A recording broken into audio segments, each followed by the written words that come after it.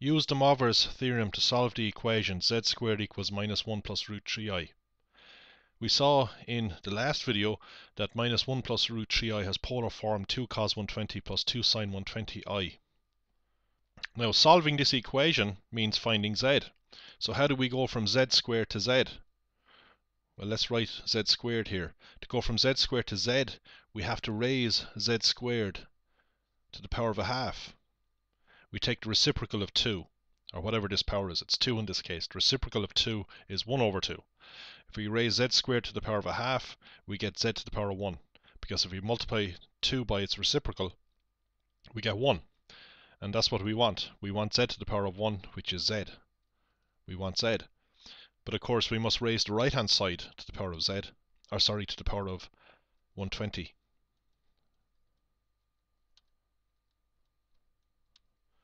So we have to take this number and raise it to the power of a half.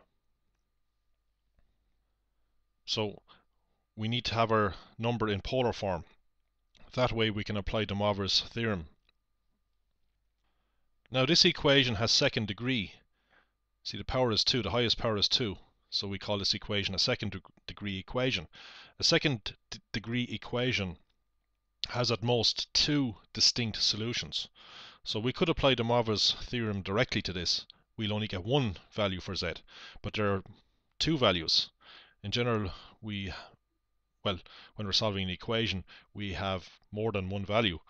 So in order to get at all those values, we need to write our complex number in what's called general polar form. General polar form is got from polar form by adding an integer multiple of 360 degrees onto the argument, which is 120 degrees. So the only difference between polar form and general polar form is the addition of this term, 360n, where n is an integer. N must be an integer.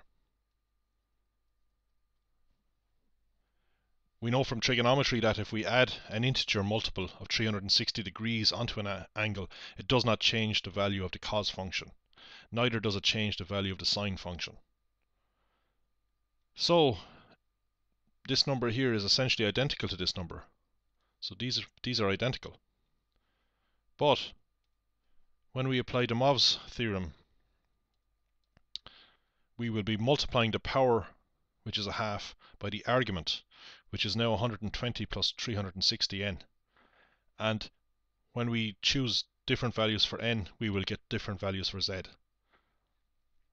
So the next step is to apply de Moivre's theorem. So that basically involves multiplying the power by the angle or the argument. Of course, we have to raise r to the power of a half as well. We have a 2 in front here. That 2 could have actually been taken outside. I didn't do that. I could have written this number here actually as 2 into cos 120 plus sine 120i. But it doesn't really matter. It's the same thing. So when we raise this to the power of a half, we have to, because we have a product here, we have to raise 2 to the power of a half as well as cos 120 plus sine 120i to the power of a half. So this is what we get. If you take out that 2 raised to the power of a half, you'll get 2 to the power of a half outside, and you can bring the 2 to the power of a half back in again. And use de Moivre's theorem on cos 120 plus 360n plus sine 120 plus 360ni. We multiply the half by the argument. So half of 120 plus 360n is 120 plus 360n all over 2. So n can be any integer. So normally we start with n equals 0. We don't have to, but it's a good place to start. It's easy, it's convenient to work with. We could plug in n equals minus 9 if we liked, and we would get a value for z. But we know that there are only 2 distinct values of z, so we can just try 0 and 1. If they're distinct, we're done. So let's look at n equals 0. So we plug 0 into this, and we get z equals 2 to the power of a half times the cos of 120 plus 360 by 0 over 2. Well, that's just 120 divided by 2, which is 60. And over here we're going to get the same argument. We're going to get 60. Now the cos of 60 is a half. The sine of 60 in surd form is root 3 over 2. 60 degrees is normally given in tables. If you get the sine of 60 on your calculator to 3 decimal places, you will get 0.866. But I prefer surd form here. It's handy. 2 to the power of a half is of course the square root of 2. So we can do some simplifying. The 2 in the denominator here can be written as root 2 times root 2. Root 2 times root 2 is just 2. And that's convenient because we have root 2 on top here, which cancels with one of the root 2's underneath. So we get 1 over root 2. And similarly here, the 2 in the denominator can be written as root 2 by root 2. So we cancel one of them. And we get root 3 over root 2 can be written as just the square root of 3 over 2. We're getting the square root of all of this fraction now, not just the 3. Now let's look at n equals 1. What do we get? Well, if we plug 1 in here, we get 120 plus 360 times 1. That's actually 480. 480 divided by 2 is 240, so the argument becomes 240.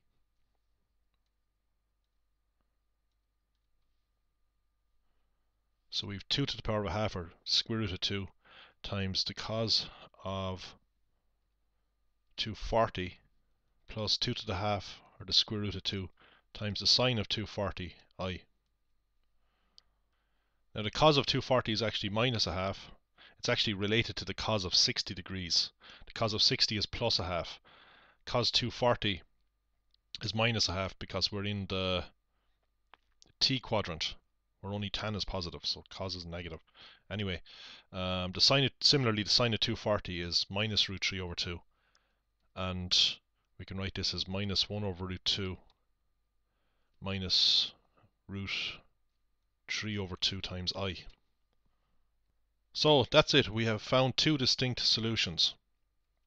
1 over root 2 plus root 3 over 2i, or the other one, which is minus 1 over root 2 minus root 3 over 2 times I. So we can stop there.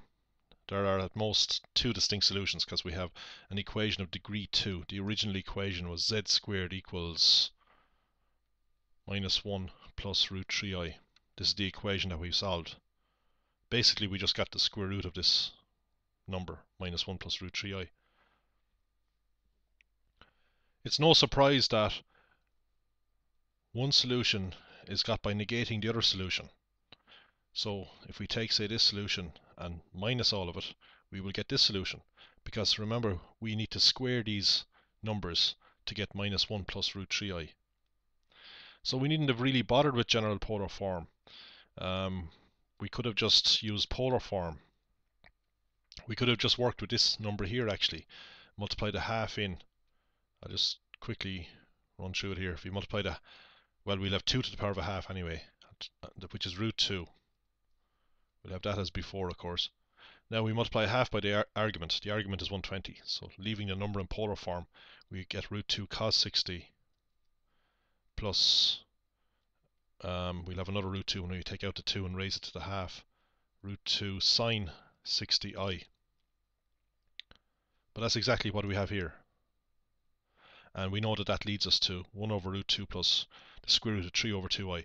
Since we're raising the number to the power of a half, or we're just getting the square root of it, we know that the other value is got by just negating this. Because we know that there are two distinct solutions to the degree 2 equation, z squared equals minus 1 plus root 3i. So basically, one solution is the negative of the other solution. So once we've got one of them, just by using polar form, we can get the other by just minusing it. So anyway, if you square this number, you should get minus 1 plus root 3i. And of course, if you square this number, you'll also get this.